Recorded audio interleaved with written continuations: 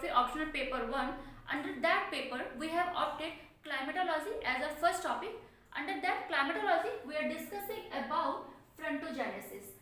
Now in this video we will discuss about what is frontogenesis, what are fronts, what are types of fronts one by one. So let's begin. First of all, let's understand what is front. It is a sloping boundary which separates two different air masses having contrasting characteristics in terms of temperature, density, humidity, pressure and wind direction. It is a sloping boundary. When it says that it is a sloping boundary, it means some inclination to some low angle. So when it is a sloping boundary where one air mass is warm, since this air mass is warm, that means it is lighter. The molecules in this warm air are separated from each other. So this air mass is free to rise up.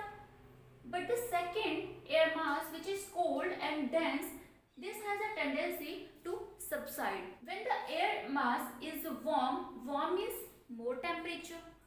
When it is cold, cold means less temperature. So that means it is a different temperature. What is mean by density? Density जो है वो अगर जो air mass है जो कि ऊपर की तरफ बढ़ रहा है, मूव कर रहा है, वो एयर मास अगर गर्म है तो दैट मीन्स मॉलिक्यूल्स अगेन दूर दूर है, दैट मीन्स उसकी जो डेंसिटी होगी वो क्या होगी, कम होगी. और जो ठंडी एयर मास है उसकी जो डेंसिटी होगी वो ज़्यादा होगी.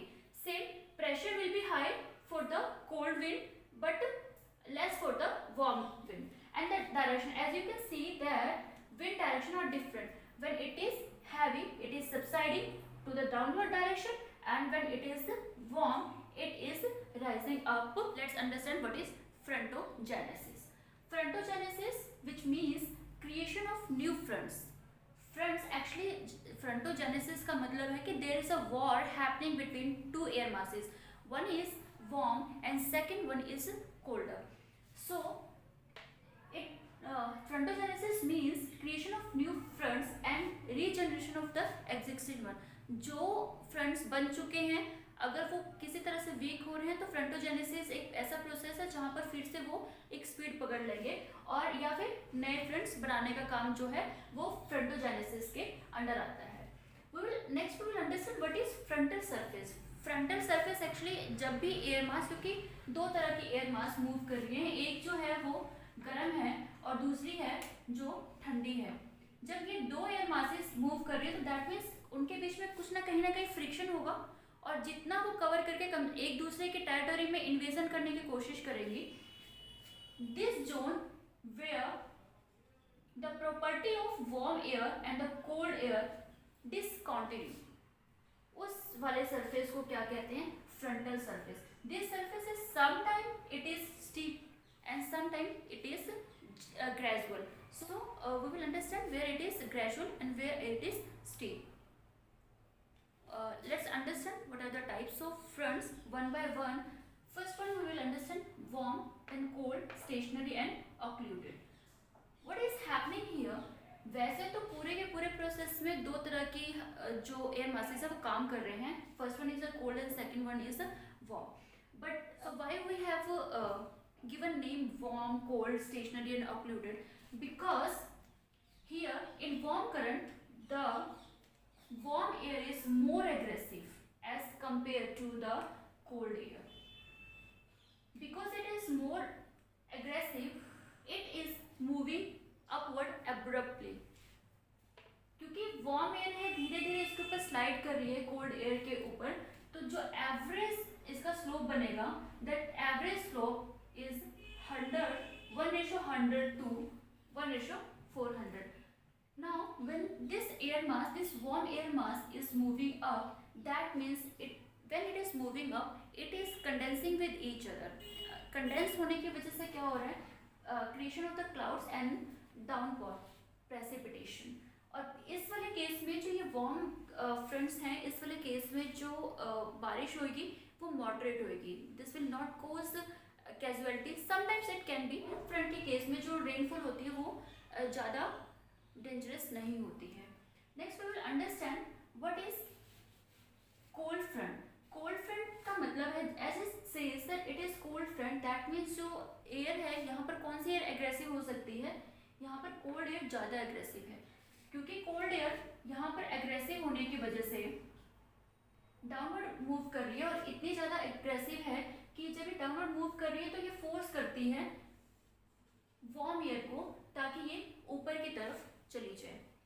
अब यहाँ पर जो स्लोप बनता है वो कुछ 1:50 to 1:100 बनता है।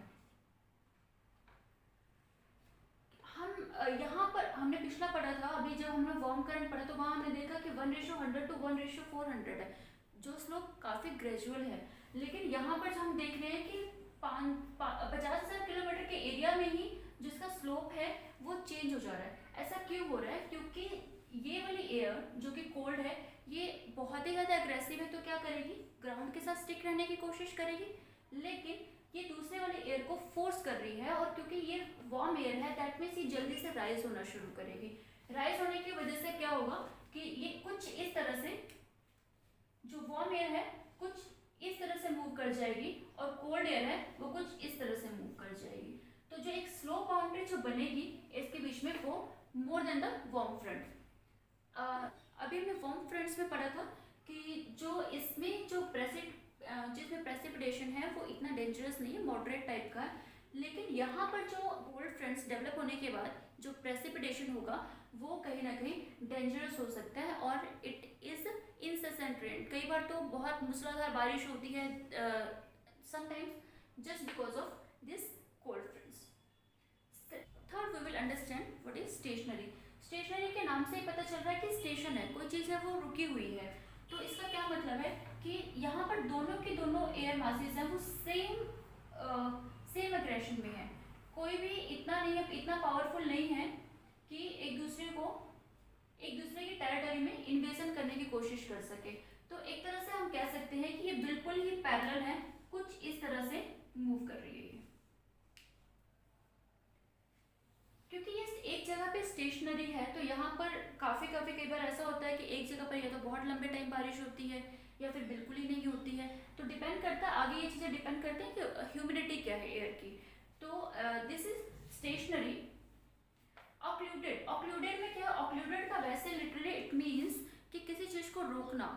तो यहाँ पर क्या है, जो यहाँ पर क्या करती है, जब ये वार्म एयर इस तरह से मूव कर रही होती है तो ये पूरा का पूरा इसको ओवरटेक कर जाती है, और कोल्ड एयर है इसको ओवरटेक करने की वजह से ये एक तरह से उसको, जो अपराइजिंग एयर है जो कि ऊपर जाने के बाद क्लाउड्स फॉर्मेशन कर सकती है, उस चीज़ को रोक देती है, जिसकी वजह से there is a no precipitation. Sometime it is witness that precipitation also occur, but most of time this weather is completely free from precipitation.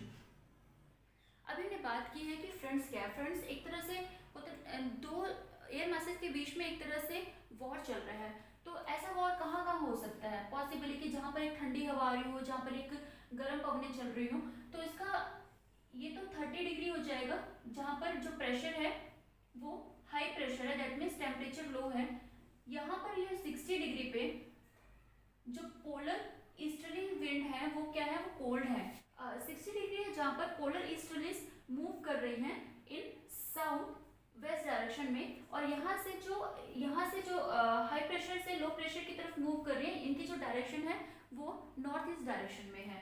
तो जो फॉर्मेशन है वो कुछ यहाँ पर फॉर्मेशन होता है फ्रंट्स का, जो कि कुछ 35 डिग्री टू 65 डिग्री के बीच में होता है। और ये जो फ्रंट्स हैं ये काफ़ी मजबूत होते हैं as compare to the equatorial low pressure belt. Equatorial low pressure belt कहाँ है? ये ट्रॉपिक ऑफ कैंसर और ट्रॉपिक ऑफ कैप्रिकॉर्न के बीच में है। क्योंकि फ्रंट्स बेसिकली यहाँ पर इसलिए डेवलप कम होते हैं क्योंकि यहाँ पर जो सन की रेस है वो वर्टिकल पड़ती है।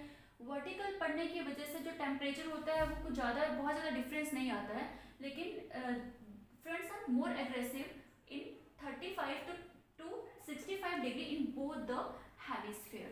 So here we have discussed about fronts and frontogenesis. What are the types of the fronts?